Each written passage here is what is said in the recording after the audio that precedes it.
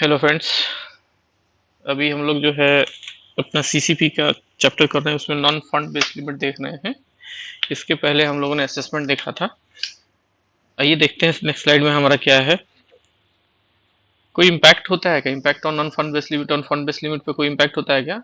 तो ये क्वेश्चन है, does granting of LC limit to the borrower has any impact on CC limit availed by the borrower or not. ठीक है, तो इसमें कहता है कि LCDP no impact on fund based limit. ठीक है, एलसी के लिमिट से, एलसी के डीपी से फंड बेस्ड लिमिट पर कोई इम्पैक्ट नहीं होता है।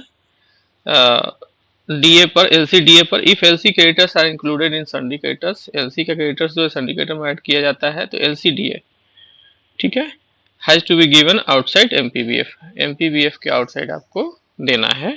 If LC creditors are not included in sundry creditors, अगर एलसी क्रेडिटर्स को आप सन्डी क्रेडिटर में नहीं इंक्लूड करते हैं तो विद इन एमपीबीएफ आपको देना है। अगर आप सन्डी क्रेडिटर में ऐड करते हैं तो आउटसाइड एमपीबीएफ आपको देना है। ठीक है, ये दो केस में है। अगर एलसी डीपी है या तो नो इम्पैक्ट होगा, एलसी डीए है, ठीक है, तो सीधे डॉक्यूमेंट प्रेजेंटेशन पे आपको कोई इम्पैक्ट नहीं होगा।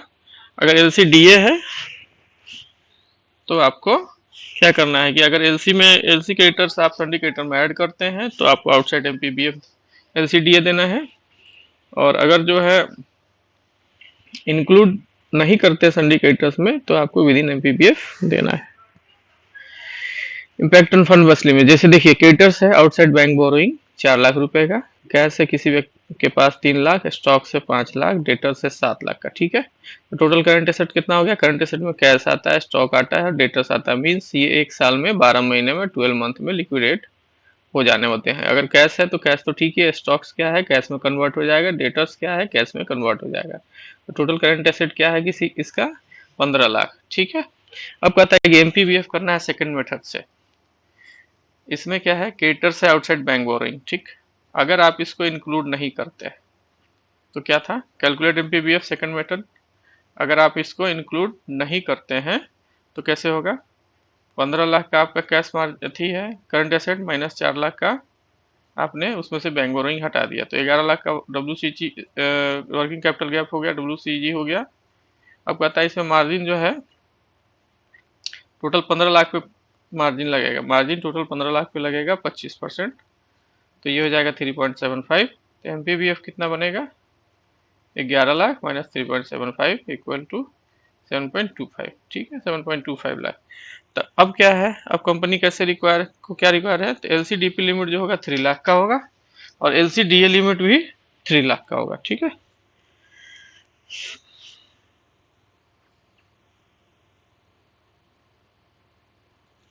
देखिए अब टाइप्स ऑफ क्रेडिट कैसे कैसे होते हैं। एक होता है इरिवोकेबल क्रेडिट, इरिवोकेबल मतलब जिसको वापस नहीं लिया जा सकता। तो एक credit subject to UCPDC 2007 version ICC publication 600, UCP 600 हम लोग कहते हैं इसको, यूसीपीडीसी 600।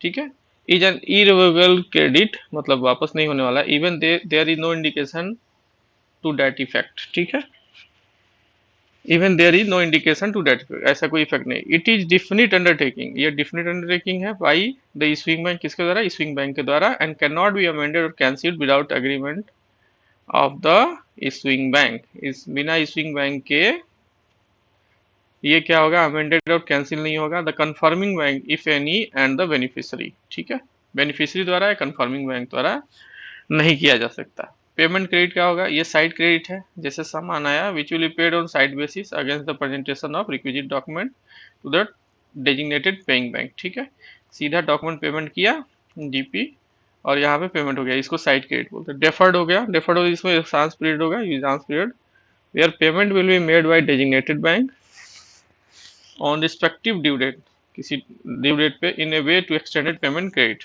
It is an way to extended payment credit. ठीक है,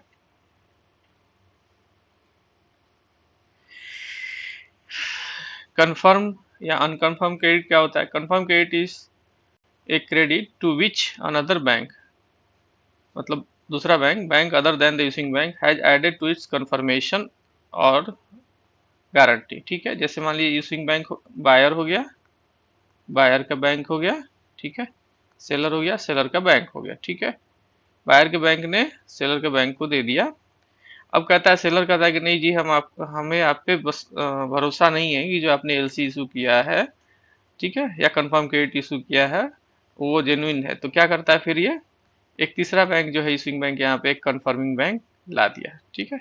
अब कंफर्मिंग बैंक ये कंफर्म करता है कि जो बायर का बैंक है, जो उसने इस एलसी इशू करी, वो 100% सही है, तो वो फिर सेलर के बैंक को कंफर्म करता है।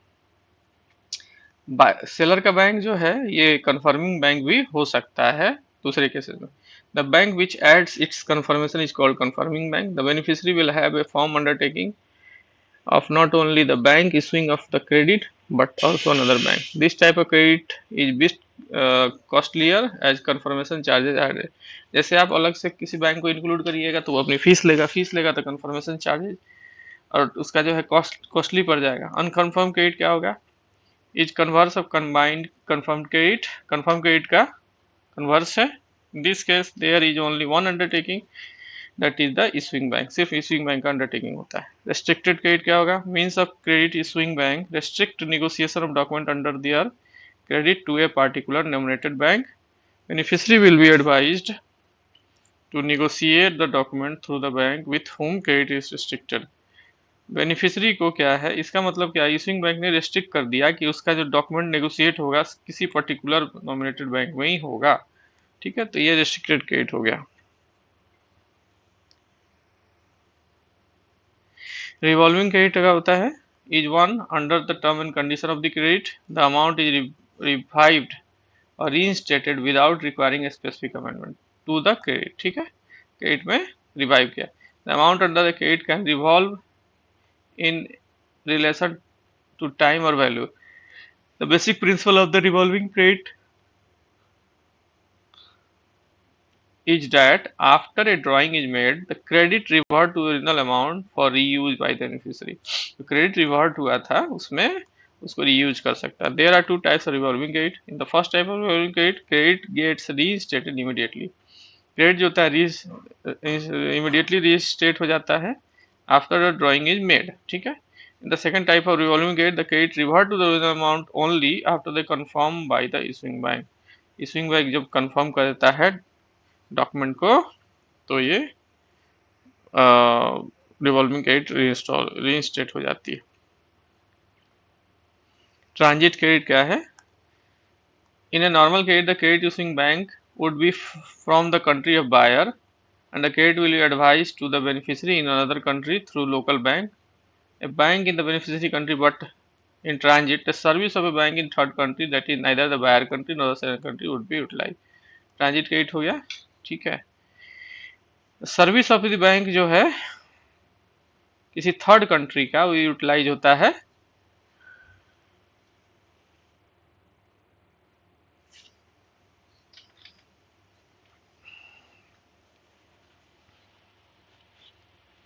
This is generally happens when an issuing bank has no corresponding relationship with any bank in beneficiary country। कोई beneficiary बैंक में उसका relationship किसी बैंक के साथ नहीं है। This type of credit may also be issued by a small country whose credit may not be readily acceptable in the country, ठीक है। चलिए, reimbursement credit क्या होगा, generally credit issued are denominated in the currency of either applicant country, applicant के country से या beneficiary country में। But when a credit is issued in the currency of third country is referred as reimbursement credit. मान लीजिए US का कोई importer है, India का एक्सपोर्टर है, ठीक है। तो अगर इसमें इशू हुआ तो ठीक है। मान लीजिए इसको छोड़ के जो है यूरो में इशू हो गया, ठीक है, या जीबीपी में इशू हो गया, या ऑसी में इशू हो गया, ऑस्ट्रेलियन डॉलर में, एयूडी में, तो क्या होगा, वो रिइंबर्समेंट क्रेडिट होगा। ट्रांसफरेबल क्रेडिट क्या होता है, कोई भी अगर मान लीजिए ट्रांसफर ओरिजिनल बेनिफिशियरी है उसको सेकंड बेनिफिशियरी या सेवरल सेकंड बेनिफिशियरी में ट्रांसफर किया जाएगा अंडर आर्टिकल 38 ऑफ यूसीपी, तो उसे ट्रांसफरेबल क्रेडिट बोलते हैं। Credit can be transferred only if it is specifically stated as transferable. अगर उस पर ट्रांसफरेबल लिखा है तो ही ट्रांसफर किया जा सकता है इन क्रेडिट। फर्दर एक ही बार वो ट्रांसफर होगा, one time, only one time transfer होगा। यहाँ भी लिखा हुआ है, further such credit can be transferred only once from first beneficiary to second and not thereafter from second beneficiary to third. The purpose of this credit is that the first beneficiary who is middleman. ठीक है। Anticipatory credit क्या हो गया? Anticipatory credit हो गया किसी एक credit के बदले दूसरा लेना। ठीक है। As the name suggest payment is made to the beneficiary at pre shipment stage. ठीक है। In anticipation of his actual shipment and submission of bill in future date. ठीक है। कहता है कि payment is made to the beneficiary, beneficiary को payment कर दिया जाता है किस पर? प्री शिपमेंट स्टेज पर, यह मानते हुए कि anticipation of his actual shipment and submission of bill in future date. The credit contains special clause authorising the bank to make advance to the beneficiary. Omnibus letter of credit क्या होता है? When a single LC is established to cover different transaction is called omnibus. ठीक है। Omnibus, Maruti की omni आती थी ना एक, ओमनी वैन जो होती थी। The main advantage of the buyer is that he is required to provide single LC to cover several transactions. There are two types of anticipatory credit. क्या होता है? Red clause and green clause. Red का मतलब ले red हो गया। The credit contains a clause providing for payment in advance for purchasing raw material, processing and packing of goods.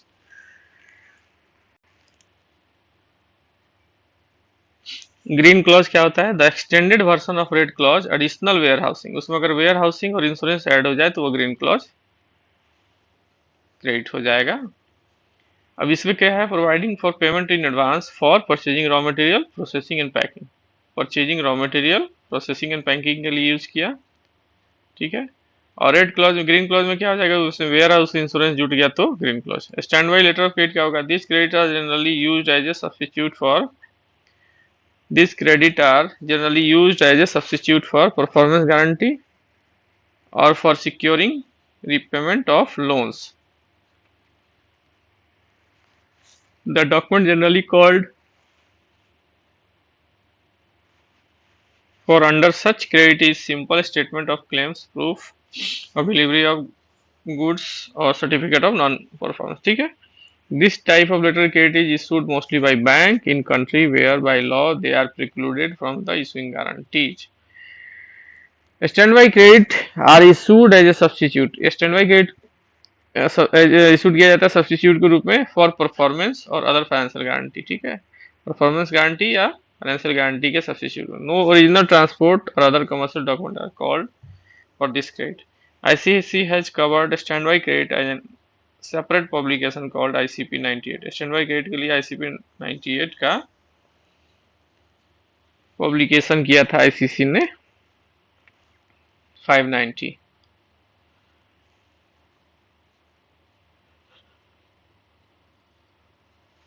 Stand by letter of credit जो है issue होगा subject to UCP 600 and ICP 98।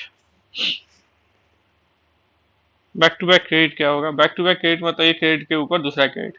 When the second set of credit is issued on the basis of parent credit, पहले बार credit के basis पर दूसरा issue हो गया तो back to back credit. The second credit will be termed as a back to back credit. The original credit which is offered as a security for issuing the back to back credit is called overriding credit principle. ठीक है। The need for such credit arise mainly when the ultimate buyer is not prepared to open transferable credit. The beneficiary is not willing to disclose or divulge the source of supply to the openers. From bankers' point of view, a back-to-back credit is not safe as transferable credit.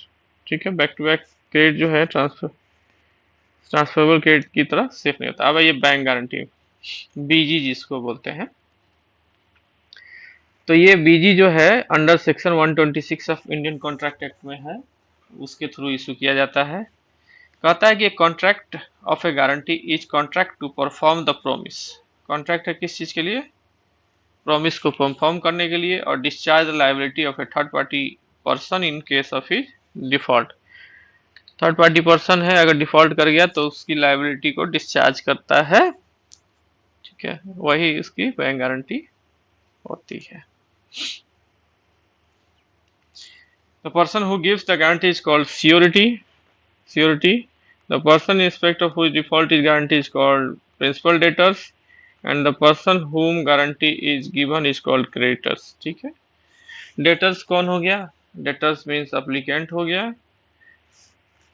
Creditors कौन हो गया? Creditors हो गया आपका beneficiary. सियोरिटी कौन हो गया? सियोरिटी normal cases में बैंक ही होता है, ठीक है। जनरल गाइडलाइंस क्या है? पर्पस ऑफ गारंटी क्या होगी? The bank should confine themselves to provision of financial guarantee and exercise due caution with regard to performance guarantee of the business. Bank को क्या करना है? कन्फाइन देमसेल्फ, ये पता करना है कि the provision of financial guarantee and exercise due caution, हमें कॉशन लेना है with regard to performance guarantee. Maturity के केस में क्या होगा? Bank should guarantee shorter maturity and leave longer maturity to be guaranteed by the other institution, ठीक है। Maturity maximum 10 साल का होता है, इसलिए बीजी जो है 10 ईयर्स की इशू की जाती है, क्योंकि आप एफडी जो है वो मैक्सिमम 10 साल का ही बना सकते हैं। Bank guarantee in banking balance में क्या होगा? एप्लीकेंट कौन होगा? पर्सन जिसने रिक्वेस्ट किया, बेनिफिशियरी जिसके फेवर में बीजी बना, गारंटी दी गई। गारंटर कौन हो गया? जो अंडरटेक करता है कि हम एप्लीकेंट का ऑब्लिगेशन डिस्चार्ज करेंगे अगर इन केस डिफॉल्ट होता है तो गारंटर। इस केस में क्या हो गया? ये बैंक हो गया, बैंक ही होता है। Essential of contract of guarantee are, agreement करना होगा। A contract guarantee entails three parties, principal, creditors and surety. In successful contract of the guarantee there must be three separate contract between the third party. Existence of liability, here is the main liabilities lies with the principal debtors, ये principal debtor के ऊपर lies करता है। Secondary liability lies with the CRT के ऊपर lies करता है, ठीक है। Existence, essential of hire contract, like any other general contract, it maintains free consent, consideration, lawful object and competency of contracting parties as to essential of the valid contract, ठीक है। Medium contract क्या होगा? The Indian contract act 1872 कहता है, does not strictly mention the need for any return form of the contract और guarantee, both oral और return form will be suffice, return और form suffice. Performance guarantee क्या होता है? फेलियर टू परफॉर्म, अगर applicant perform करने में failure हो गया। Non financial obligation loss depend upon the event.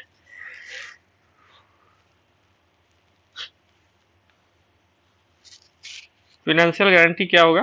Direct credit substitute in favour of the tax, custom, excise, court authority depend upon the financial state. अब मान लीजिए आपने high court, supreme court के order में जो है या किसी संस्था के अगेंस्ट सीधे फाइनेंशियल गारंटी इशू की तो वो फाइनेंशियल गारंटी होगी। डेफर्ड पेमेंट गारंटी क्या होगा? In favour of supplier of a plant machinery who sold the deferred payment basis guarantee is payment of instalment and method of finance as fix asset, ठीक है। Parties कौन कौन होंगे bank guarantee में? Best transaction between principal debtors and creditors, ये applicant और beneficiary, ठीक है। The guarantee by the surety bank to the customer, एक counter guarantee by the principal debtor to the surety. Bank हमेशा जो है काउंटर गारंटी लेता है किससे? प्रिंसिपल डेटर्स से। Contractor, manufacturer, traders require BG facility from our bank. BG against earnest, देखिए situation where guarantee are issued by the bank. BG against earnest money deposit, EMD जमा करना है तो उसके बदले बीजी देना है, ईएमडी के रूप में 10% ऑफ अमाउंट लेता है। BG as security against mobilisation of advance money. BG as security against supply of material. BG against release of retention money. BG against warranty, ठीक है। परफॉर्मेंस गारंटी क्या होगा? PBG. Performance guarantee are transaction related contingency that involves an irrevocable undertaking to pay the third party in event of counterparty fails to fulfill. Counterparty अगर वो fulfill करने में अपने obligations को fail हो गया तो सियोरिटी कंफर्म करता है कि हम काउंटर पार्टी की लाइबिलिटी को कंफर्म करेंगे, फुलफिल करेंगे। एग्जाम्पल क्या है? Bid bond guarantee in lieu of security deposit earnest money retention money. Performance bond and export guarantee, ठीक है। Other performance guarantee for timely completion of job. Bid bond guarantee का step क्या है? Steps of bid bond guarantee. A bid bond guarantee provide guarantee that winning bidder will take up the contract as per the terms at what they bid. A bid bond ensures compensation to the bond owner if bidders fail to begin the project. Bid bond guarantee क्या क्या है? देखिए कोई एक firm है, ठीक है, firm ने जो है कोई बिड के लिए कॉल किया, किसके लिए? एक बिल्डिंग बनानी थी, तो इसमें कॉन्ट्रैक्टर बी ने भी डाला, कॉन्ट्रैक्टर सी ने भी डाला, कॉन्ट्रैक्टर डी ने भी डाला, ठीक है।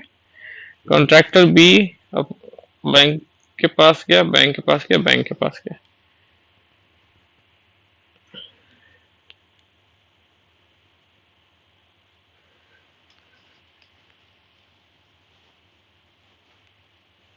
तीनों ने मिलके अपने अपने बैंक से बीजी लेकर इसको फॉर्म ए को दे दिया, ठीक है।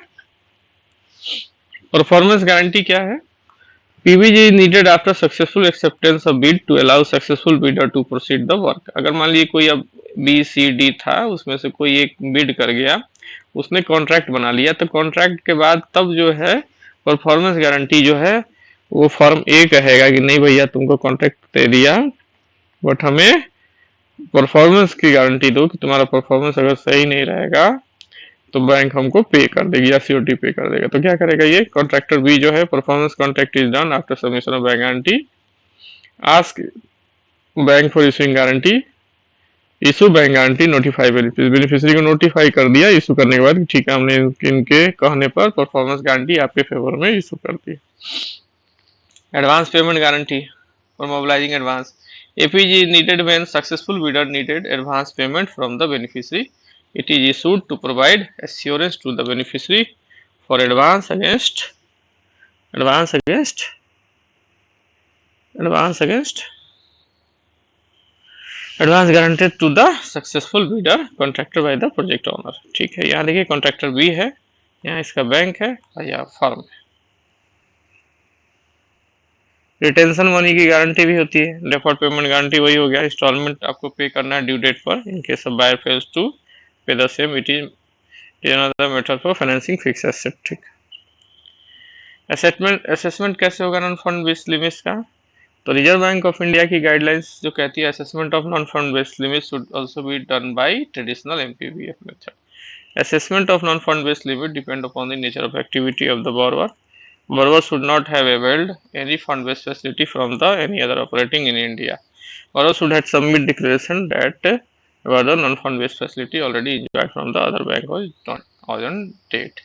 Non-fund based facility जो है उसी बैंक से इशू होगी जहाँ पे पार्टी का वर्किंग कैपिटल होगा, स्टैंड अलोन बीजी नहीं होगी। Issuance of BG for RM should be desisted, ठीक है। If it is not, if it is done the same should be deducted while calculation of DP। आपको DP कैलकुलेट करते समय desist करना है, घटाना है, and it shall not be given outside the MPBF. Guarantee in respect of the disputed liability like duty, tax, family dispute compensation should be secured by 100% cash margin. ये अलग अलग bank का हो सकता है। अब बीजी लिमिट कैसे assess करेंगे? Factor to determine assessment of BG limit, ठीक है। पहला क्या है, requirement of bid bank guarantee क्या है? Performance, advance, retention, financial. Assessment देखिए एक है यहाँ पे एबीसी इंटरप्राइजेज है, मैन्युफैक्चरिंग क्या बनाता है? Aluminium shorts for feeding into the blast furnace of an integrated steel plant. The steel plant invite tender for the it's periodical requirement of supply. इसको हमेशा पीरियडिकल रिक्वायरमेंट चाहिए चेंज करने के लिए फर्नेस में। ABC usually submit 20 tender to the steel plant in a year aggregating 1 crore. At any point of time 10 tender deposit are outside। उसी समय 10 tender जो है आउटसाइड से भी जमा होते हैं। 10 tender for total supply of 15 lakh likely to be accepted, ठीक है। अब tender deposit 10% of value of tender, 1 crore का टेंडर है 10% जमा करना पड़ेगा। Security deposit is 8% of value accepted, 2% of supply made to retain after supply are made, ठीक है।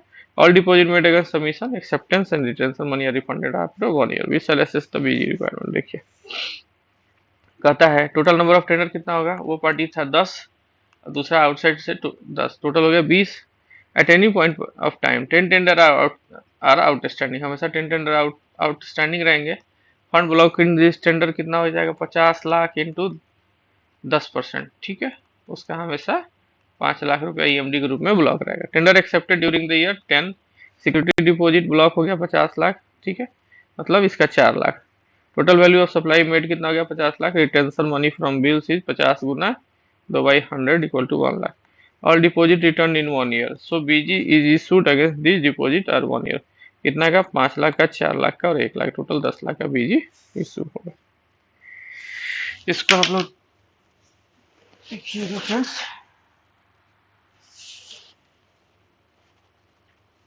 असेसमेंट है, इसको आप देखें।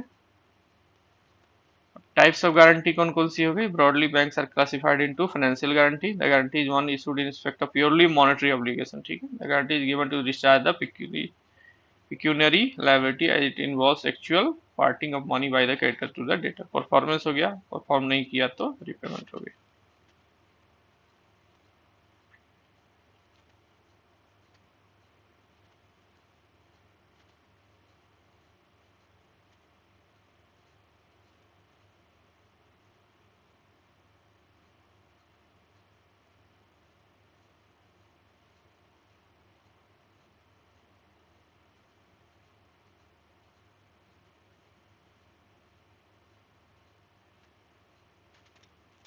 ओके फ्रेंड्स, आज इतना ही रहने देते हैं, ठीक है। फिर आगे नेक्स्ट करेंगे। अगर आपको हमारा चैनल अच्छा लगा तो इसे लाइक ज़रूर करिए, शेयर करिए, सब्सक्राइब करिए, ठीक है। तब तक के लिए आपका थैंक यू।